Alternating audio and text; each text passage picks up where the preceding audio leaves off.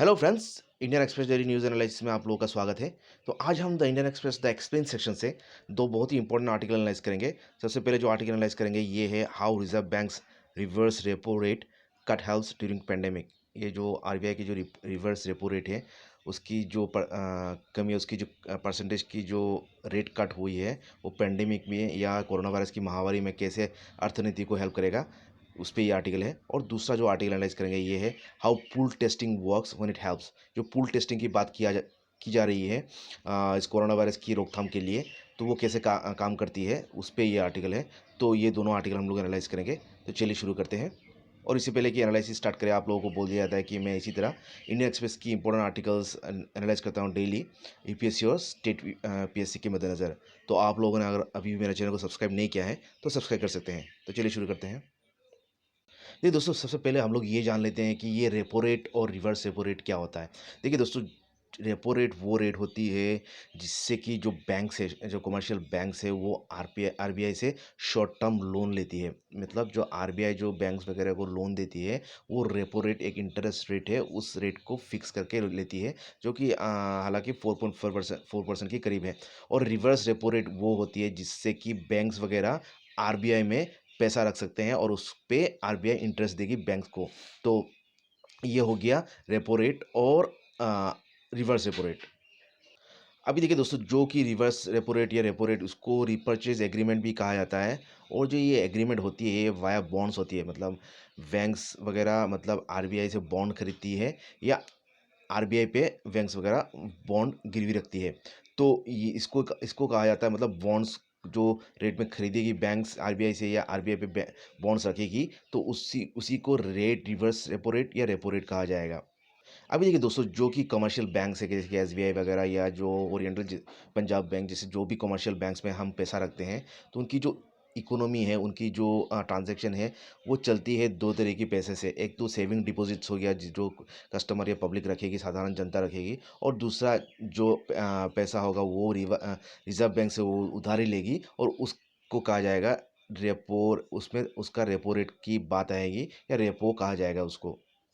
अभी देखिए दोस्तों, जो रेपो रेट है उसको कहा जाता है बेंचमार्क इंटरेस्ट रेट। मतलब ये मतलब एक मापदंड होती है जो देश की इंटरेस्ट रेट में, कि उसी पे ये डिपेंड करेगा कि लोग जो कस्टमर है वो बैंक से अगर कार लोन लेते हैं या हाउसिंग लोन लेते हैं, उसकी क्या इंटरेस्ट रेट कंज्यूमर को देना होगा बैंक को। या अगर वो लोग बैंक्स में अगर लोग फिक्स डिपॉजिट रखते हैं तो उस फिक्स डिपॉजिट में उनको कितना इंटरेस्ट रेट अर्न होगा।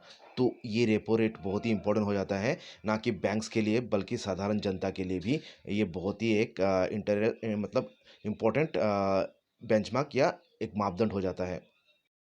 अभी देखिए दोस्तों, ये जो रेपो रेट या रिवर्स रेपो रेट इतना इंपॉर्टेंट क्यों हो गया है हाल फिलहाल में। देखिए तो देखिए, पिछले 2 साल से जो भारत की अर्थव्यवस्था है वो बहुत ही ख़राब चल रही है, और जो जीडीपी ग्रोथ है या इकोनॉमिक ग्रोथ है वो बहुत ही तेज़ दौर से घटी है। तो इस मद्देनज़र अभी मतलब कंज्यूमर डिमांड भी कमी है, क्योंकि लोगों के पास पैसा नहीं है। तो पैसा नहीं है तो लोग तो परचेसिंग नहीं करेंगे, तो सामानों की डिमांड कमेगा। और जो बिज़नेस है, बिज़नेस भी ठप पड़ी हुई है, क्योंकि डिमांड नहीं है। तो बिज़नेस वगैरह ने एक तो नया इन्वेस्टमेंट करने से भी अभी रोक लगा दी है। और जब नया इन्वेस्टमेंट नहीं करेगी तो बिज़नेस के पास बिज़नेसों को तो इन्वेस्टमेंट के लिए तो पैसा नहीं चाहिए। तो इस मद्देनज़र वो बैंक से लोन भी नहीं ले रहे हैं।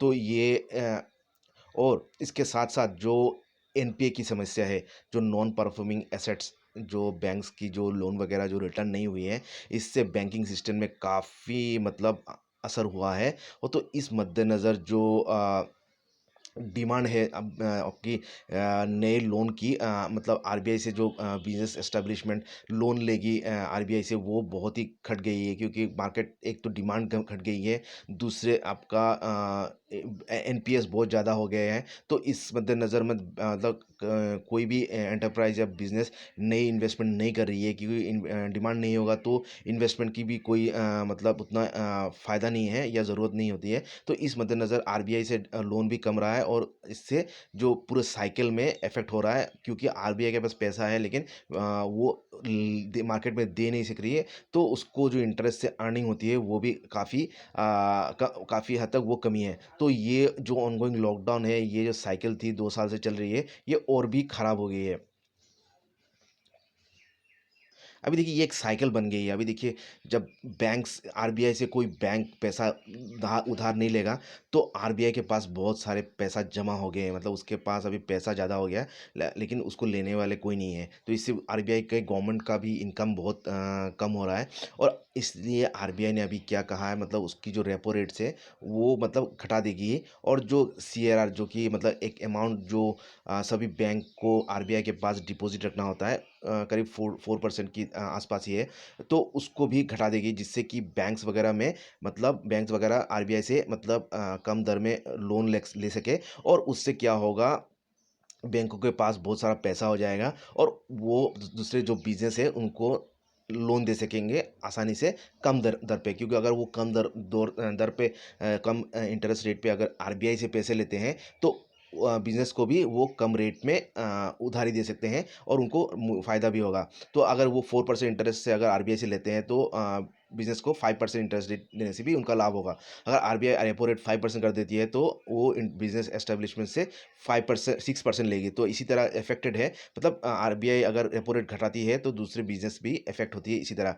तो अभी तो बैंक्स के पास पैसा होने से भी बैंक्स वगैरह मतलब कोई भी बिजनेस एस्टेब्लिशमेंट को मतलब ये उधारी नहीं दे रही है। क्योंकि जो बिजनेस है वो तो मतलब बहुत ही मंदा मंदा चल रहा है उनका, क्योंकि मार्केट में डिमांड नहीं है तो फ्रेश बिजनेस की कोई मतलब उतना प्रोडक्ट या बिजनेस की कोई डिमांड नहीं रह गई है। और इस वजह से और एनपीएस जो इतनी बढ़ रही है, उस हिसाब से अभी बैंक्स वगैरह मतलब बहुत हिचकिचा रही है, मतलब छोटे-छोटे बिज़नेस या कोई भी बिज़नेस एस्टेब्लिशमेंट को लोन देने हेतु।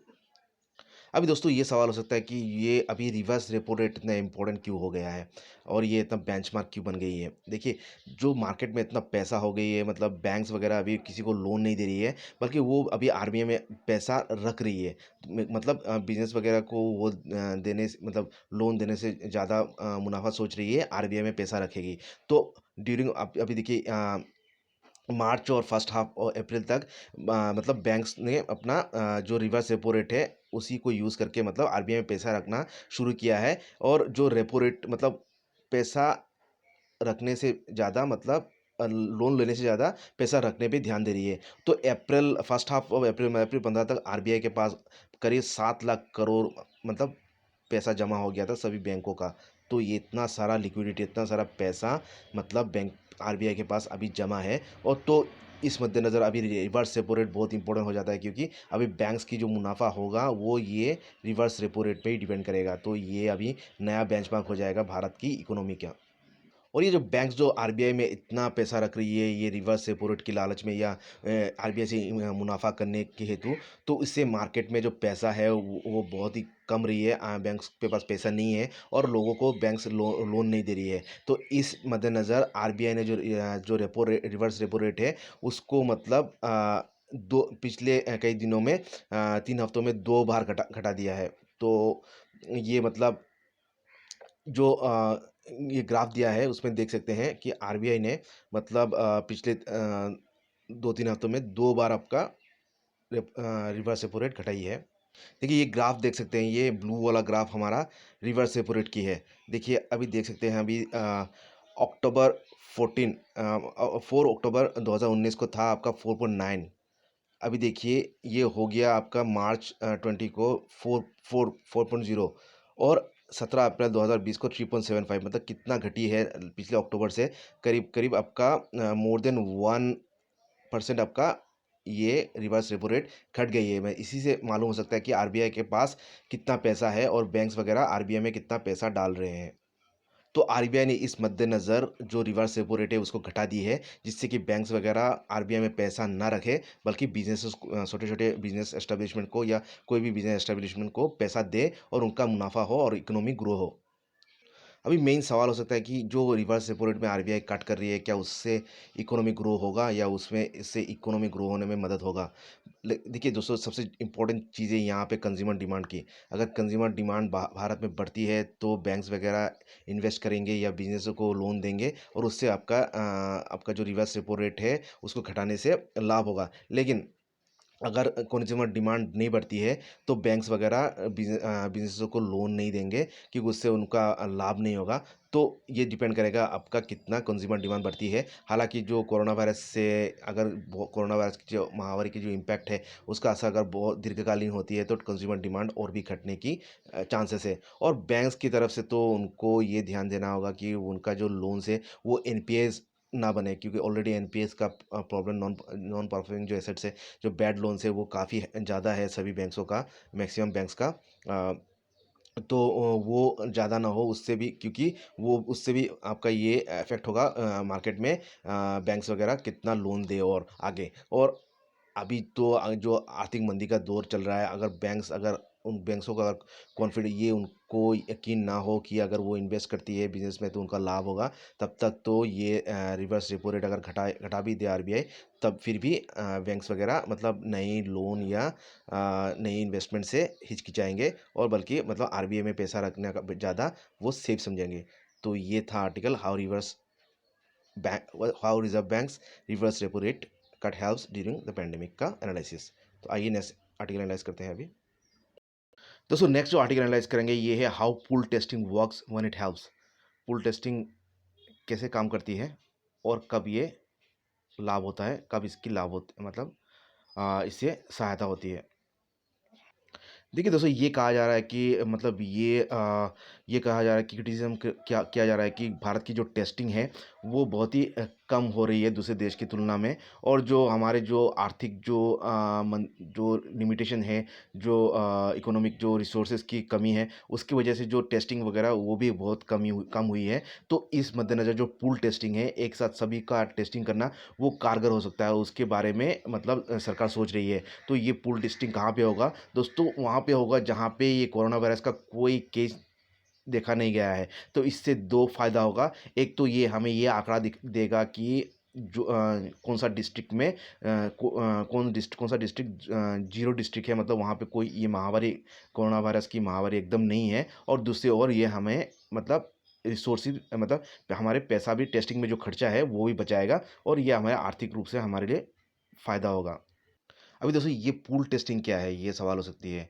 देखिए, जो reverse transcription polymerase chain RTPCR जो टेस्टिंग किया जा रहा है इंडिविजुअल सैंपलिंग की, नाक से या गले से जो स्वैब लिया जाता है उसको टेस्ट किया जाता है। तो यही मतलब reverse transcription polymerase chain reaction test, जो कि आरएनए को डीएनए में तब्दील करके टेस्ट करती है। वो क्या करेगी, सेवरल मतलब एक व्यक्ति के बजाय मतलब बहुत सारे लोगों की सैंपल कलेक्ट करेगी और उसको मतलब एक सॉल्यूशन में मिक्स कर देगी। तो अभी एक सैंपल मतलब बहुत सारे लोगों की सैंपल लेगी और उसको मतलब सॉल्यूशन में मिक्स कर देगी और उस सॉल्यूशन को टेस्ट किया जाएगा।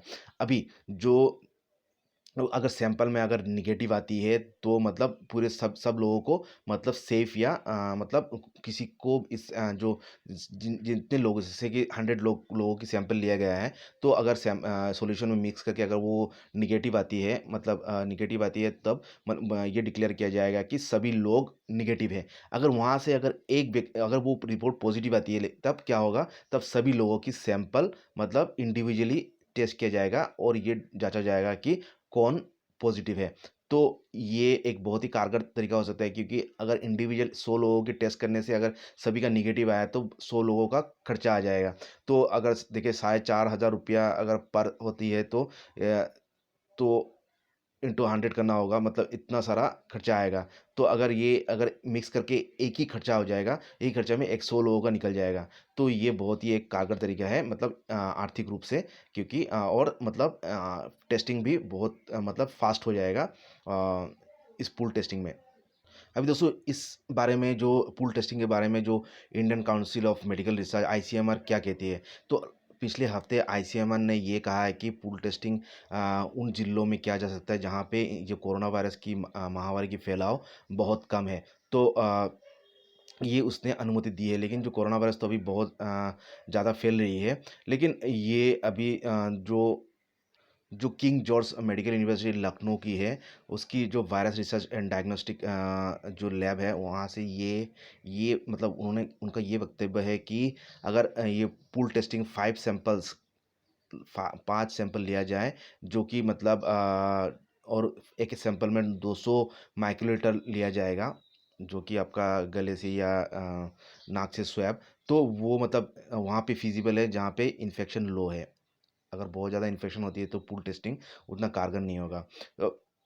तो अभी हाल फिलहाल में आईसीएमआर ने तो 5 सैंपल ही एक साथ लेने या टेस्टिंग करने का बात कही है, क्योंकि इससे जो फॉल्स नेगेटिव है वो नहीं आएगी, क्योंकि एक्सेसिव डाइल्यूशन से क्या होगा, अगर बहुत ज़्यादा लोग 5 से ज़्यादा अगर लोगों की डाइल्यूशन होती है तो मतलब फॉल्स नेगेटिव आने का चांसेस ज़्यादा है। तो अभी तो आईसीएमआर ने 5 ही का सैंपल का लिमिट रखा है। तो इससे 5 से ज़्यादा लिया जा सकता है। ये तभी तब ये सिर्फ रिसर्च पर्पस के लिए यूज़ किया जाए, ना कि टेस्टिंग के लिए, मतलब डायग्नोस्टिक के लिए। तो अभी तो हाल फिलहाल में आईसीएमआर ने 5 एक साथ 5 लोगों का ही लिमिटेशन रखा है, क्योंकि उससे जिससे कि फॉल्स नेगेटिव आने का चांसेस कम रहे। अभी दोस्तों ये बात हो सकती है कि पूल टेस्टिंग कहाँ पे कारगर होगा। देखिए पूल टेस्टिंग वहीं पे कारगर होगा आईसीएमआर के मद्देनज़र, ये यहाँ पे ये बीमारी का फैलाव लेस देन 2% है। अगर 2% से अगर 2 टू 5% होती है तो मतलब उन्हीं की किया जाएगा, मतलब जो लोग मतलब जिनकी कोई सिम्पटम नहीं है, लेकिन जो लोग मतलब कोरोना वायरस मरीज़ के संस्पर्श में आए हैं, जैसे कि डॉक्टर्स या हेल्थ केयर प्रोवाइडर्स, तो हेल्थ केयर वर्कर्स, तो उनको तो मतलब पूल टेस्टिंग नहीं करने के लिए, उनको डायरेक्ट सैंपल टेस्ट करने के लिए सलाह देती है आईसीएमआर। और जो इलाकों में जो कोरोना वायरस की बीमारी मोर देन 5% है, वहाँ पे ये पूल टेस्टिंग कारगर नहीं होगा, ये कहना है आईसीएमआर का। अभी तो गवर्नमेंट सोर्सेज़ ये कहती है कि जो पूल टेस्टिंग है अभी भारत में अभी उन्हीं इलाकों में हो रही है जहाँ पे कोई मतलब कोविड-19 या कोरोना वायरस की डिटेक्शन हुई है, मतलब कोई पॉजिटिव केस नहीं आया है। दूसरे इलाकों में अभी तो ये पूल टेस्टिंग यूज़ नहीं हुई है। अभी ये सवाल हो सकती है कि पूल टेस्टिंग विश्व में और कहीं यूज़ हुई है क्या इससे पहले, या अभी हो रही है कि नहीं? अभी देखिए यूएस में तो पूल टेस्टिंग कुछ एरिया में कोरोना वायरस या दूसरे मरीज़ों बीमार की टेस्टिंग के लिए जहाँ पे इन्फेक्शन लेवल लो है वहाँ पे यूज़ हुई है। जैसे कि आपका सैन फ्रांसिस्को बे एरिया में ये यूज़ हुई थी।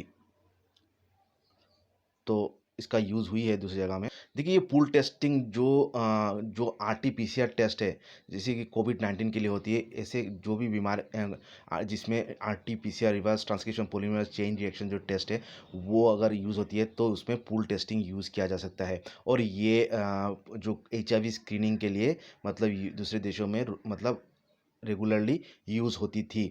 और ये आपका उन्हीं जो एचआईवी इन्फेक्शन टेस्टिंग के लिए उन्हीं इलाकों में ये यूज़ हुई थी जहाँ पे इन्फेक्शन रेट लेस देन 1% है। तो जहाँ पे लो लेवल इन्फेक्शन है तो वहीं पे ये यूज़ हुई थे एचआईवी के लिए भी। तो उस एक 1% से अगर ज़्यादा होती है तो वहाँ पे तो ये यूज़ नहीं हुई है। तो ये हम ये इससे आंकड़ा लगा सकते हैं, ये अंदाज़ा लगा सकते हैं कि पूल टेस्टिंग आगे भी यूज़ हुई है, और ये बहुत ही एक कारगर तरीका है और किफ़ायती मतलब तरीका है कोई भी महामारी की या कोई भी बीमारी की मतलब मास लेवल में मतलब बहुल संख्यक लोगों में टेस्टिंग के लिए। और भारत भी इसको कोरोना वायरस की बीमारी के हेतु यूज़ कर सकता है, जिससे कि हमारा जो इकोनॉमिक जो कॉस्ट है जो वो बहुत ही कम दर पे हो, और हमारा जो इतनी जो डेंसिटी ऑफ पॉपुलेशन है तो टाइम भी कम लगेगा और पैसा भी कम लगेगा। तो ये था आज का एक्सप्लेन सेक्शन का आर्टिकल का एनालिसिस। आशा करता हूँ आप लोगों को अच्छा लगा है। अच्छा लगा है तो लाइक कमेंट कीजिएगा और मेरे चैनल को सब्सक्राइब कर सकते हैं। Thank you.